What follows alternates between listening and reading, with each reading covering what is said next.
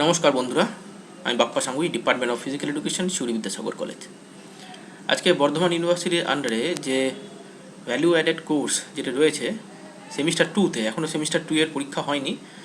যারা সেমিস্টার 3-তে পড়ছো এখন, তোমাদের সেমিস্টার 2 এর পরীক্ষা হবে, তাদের ভ্যালু অ্যাডেড কোর্স একটি সাবজেক্ট রয়েছে 100 নম্বরের। সেখানে আন্ডারস্ট্যান্ডিং ইন্ডিয়া বলে একটি পেপার আছে, ডিজিটাল অ্যান্ড টেকনোলজি সলিউশন বলে একটি পেপার রয়েছে, এবং হেলথ অ্যান্ড ওয়েলনেস, আমি মার্ক করে দেখাচ্ছি, health and wellness, yoga education, sports and fitness, এই একটি পেপার রয়েছে। এই পেপারটি নিয়েই আলোচনা করব আজকে। আমার আলোচনার বিষয় health and wellness, yoga education, sports and fitness, এই বিষয়টি নিয়ে। তাহলে সিলেবাসটি আমি দেখাই, এটি বর্ধমান ইউনিভার্সিটির থেকেই পাঠানো হয়েছে। এটা তোমরা যেটা দেখতে পাচ্ছ এখন স্ক্রিনে, সেটি হচ্ছে আন্ডারস্ট্যান্ডিং ইন্ডিয়ার সিলেবাস। সেখানে 80 নম্বরের থিওরি, 20 নম্বর ইন্টারনাল অ্যাসেসমেন্ট। চলে এসো আরও নিচে। এই সিলেবাসটি আমি ইউটিউবের ডেসক্রিপশন লিঙ্কে আমি দিয়ে দেবো সিলেবাসটা। এই যে ডিজিটাল টেকনোলজিক্যাল সলিউশন, এখানে 20-40 নাম্বার ইন্টারনাল রয়েছে, মানে প্র্যাকটিক্যাল 20 নাম্বার আর internal assessment 20 number, 60 number theory, মানে আগেরটা থেকে একটু বেশি ইন্টারনাল রয়েছে। আরও চলে এসো নিচে। আমি একদম বর্ধমান ইউনিভার্সিটির সিলেবাসটা ধরেই কথা বলছি। ঠিক শেষে সেমিস্টার 2 এর জন্য পেপারটি রয়েছে health and wellness, yoga education, sports and fitness. এই বিষয়টি নিয়ে আজকে আমরা আলোচনা করব। বিষয়টি বলার আগে প্রথমেই বলে রাখি, এটি টোটাল 100 নাম্বার একটি পেপার, যেখানে 20 মার্কস আমাদের রয়েছে প্র্যাকটিক্যাল এবং ভাইভার উপরে, আর ইন্টারনাল অ্যাসেসমেন্ট রয়েছে 20 মার্কস। টোটাল 60 নাম্বারের থিওরি পেপারে একটি পরীক্ষা হবে, টোটাল 100 নাম্বার। যাই হোক, পেপারের নাম কি? Health and wellness, yoga education, sports and fitness. পেপারের নামটি তোমাদের কাজে লাগবে যখন পরীক্ষার ফর্ম ফিল আপ হবে, ঠিক সেই সময় কিন্তু কাজে লাগবে। ঠিক আছে, আমি এবার সিলেবাসে চলে আসি। সিলেবাসটা আমি তোমাদের বোঝাবো সুন্দর করে, তোমরা সিলেবাসটি বুঝে নাও। খুব একটা কঠিন নয়। 4টি ইউনিটে বিভক্ত হয়েছে। 4টি ইউনিটের মধ্যে প্রথম ইউনিটে রয়েছে concept of wellness and illness. এখানে ওয়েলনেস মানে সুস্থতা, ইলনেস মানে অসুস্থতা। তাহলে কনসেপ্ট প্রথমেই দিয়েছে কনসেপ্ট অফ হেলথ, অর্থাৎ স্বাস্থ্য কী মডার্ন কনসেপ্ট অনুযায়ী এবং অ্যানসিয়েন্ট কনসেপ্ট অনুযায়ী স্বাস্থ্য কী। আমরা এখানে হেলথের যে কনসেপ্ট সেটা অ্যাকর্ডিং টু WHO অনুযায়ী আলোচনা করব, এবং কনসেপ্ট অফ ওয়েলনেস এবং ইলনেস। ওয়েলনেস বলতে সুস্থতা, ইলনেস বলতে অসুস্থতা, এটিও মডার্ন কনসেপ্ট এবং অ্যানসিয়েন্ট কনসেপ্ট অনুযায়ী আলোচনা করব। তারপরে রয়েছে concept of body, panchakosha according to Taittiriya Upanishad. এখানে বলে রাখি আমি, এখানে তোমাদের যে পঞ্চকোষা অর্থাৎ অন্নময় কোষ, প্রাণময় কোষ, মনোময় কোষ, বিজ্ঞানময় কোষ এবং আনন্দময় কোষ, এই 3টি কোষ সম্বন্ধে পড়তে হবে। এখানে আনন্দময় কোষ অর্থাৎ অন্নময় কোষ অর্থাৎ ফিজিক্যাল বডি বা গ্রস বডি, প্রাণময় কোষ অর্থাৎ এনার্জি বডি, মনোময় কোষ অর্থাৎ ইমোশনাল বডি, বিজ্ঞানময় কোষ অর্থাৎ ইন্টেলেকচুয়াল বডি, আর আনন্দময় কোষ অর্থাৎ ব্লেস বডি। তো এইগুলো সম্বন্ধেই আমরা বিস্তারিত পড়াশোনা করব। তারপরে চলে আসছে পোটেনশিয়াল কজ অফ ইলনেস, অর্থাৎ এখানে potential cause of illness according to Yoga Vashistha. Yoga Vashistha একটি গ্রন্থ, সেই গ্রন্থ অনুযায়ী আমরা আমাদের যে ইলনেসের যে কারণ, সেই কারণ আমরা জানতে পারবো। নেক্সট হচ্ছে কনসেপ্ট অফ আদি অ্যান্ড ব্যাধি, আদি অ্যান্ড ব্যাধি and their consequence on the body.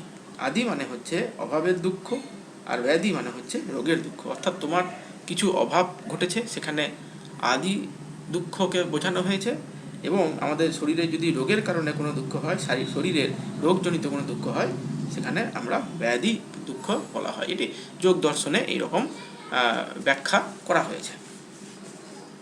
Next আমরা আলোচনা করব ইউনিট 2। ইউনিট 2 যৌগিক কনসেপ্ট অন হলিস্টিক হেলথ। যৌগিক কনসেপ্ট অন হলিস্টিক হেলথ, এখানে টোটাল হিউম্যান ডেভেলপমেন্ট থ্রু যৌগিক প্র্যাকটিস, অ্যান্ড পঞ্চকোষা। আগেই বললাম পঞ্চকোষা বিষয়টি। তো এই পঞ্চকোষায় ব্র্যাকেটের মধ্যে লেখা আছে অন্নময় কোষ, প্রাণময় কোষ, মনোময় কোষ অ্যান্ড বিজ্ঞানময় কোষ, আর আনন্দময় কোষ। কোষ বা কোষা, অনেকে কোষাও বলে। তো সেক্ষেত্রে আমাদের এখানে আমাদের শরীরের যে ডেভেলপমেন্ট, যৌগিক প্র্যাকটিস, কোন যৌগিক প্র্যাকটিসের দ্বারা? পঞ্চকোষা প্র্যাকটিসের দ্বারা আমরা কিভাবে আমাদের শরীরকে আরও ডেভেলপ করব। And it's integration with অষ্টাঙ্গ yoga of Patanjali. অষ্টাঙ্গ yoga of Patanjali অর্থাৎ ইয়ম নিয়ম আসন প্রাণায়াম প্রতিহার ধারণা ধ্যান সমাধি। এই যে 8টি স্তর রয়েছে, এই 8টি স্তর কিভাবে আমাদের শরীরকে আরও উন্নত করে তোলে, এটি রাজযোগে উল্লেখ করা হয়েছে। অষ্টাঙ্গযোগ বা রাজযোগ ঋষি পতঞ্জলির গ্রন্থ অনুযায়ী। নেক্সট আমরা চলে আসছি unit 3, yoga as preventive health care. অর্থাৎ আমাদের যে স্বাস্থ্যের যে কেয়ার নেওয়ার ব্যাপারটি, সেটি যোগ দর্শন বা যোগ চর্চার মাধ্যমে আমাদের কিভাবে আমাদের স্বাস্থ্যের যে রোগগুলি হয়ে থাকে সেগুলো থেকে আমরা দূরে থাকব। প্রথমেই যেটি বলা হচ্ছে কনসেপ্ট অফ স্ট্রেস। আমরা সবাই জানি যে স্ট্রেসের কারণেই ম্যাক্সিমাম রোগ হয়ে থাকে। স্ট্রেস এমন একটি বিষয় যার দ্বারা আমাদের শরীরে কর্টিসল লেভেল বেড়ে যায় এবং এন্ডোরফিন, ডোপামাইন, সিরোটোনিন হরমোনগুলি কম হতে থাকে। তাহলে concept of stress according to modern science and yoga. তারপরে বলছে stress as the cause of illness. ইলনেসের কারণ হচ্ছে স্ট্রেস। এর পিছনে role of yoga in stress management. যোগার কী ভূমিকা? আমরা জানি মেডিটেশন করলে আমাদের স্ট্রেস অনেকটাই কমে, যোগ নিদ্রা অভ্যাস করলে স্ট্রেস কমে, প্রাণায়াম অভ্যাস করলে স্ট্রেস কমে। তো এই যে যোগের যে বিভিন্ন বিষয়গুলি রয়েছে বা অভ্যাসগুলি রয়েছে বা পদ্ধতিগুলি রয়েছে, সেগুলো অভ্যাস করলে আমাদের স্ট্রেস ম্যানেজমেন্ট করা যায়। holistic approach of catering to moderation in eating, যৌগিক ডায়েট। এখানে যৌগিক ডায়েট মানে আমরা ডায়েট শব্দটা শুনেছি আমরা, কিন্তু যৌগিক ডায়েট একটু যে নর্মাল ডায়েট সেখান থেকে একটু ভিন্ন, কারণ এখানে তোমরা মাছ, মাংস, ডিম আমরা এখানে বর্জন করে থাকি, মানে মিতাহার থেকে আমরা দূরে থাকি। তাহলে এখানে যৌগিক ডায়েট সম্বন্ধে আমরা আলোচনা করব। Sleeping, working, the sense of duty as per busy.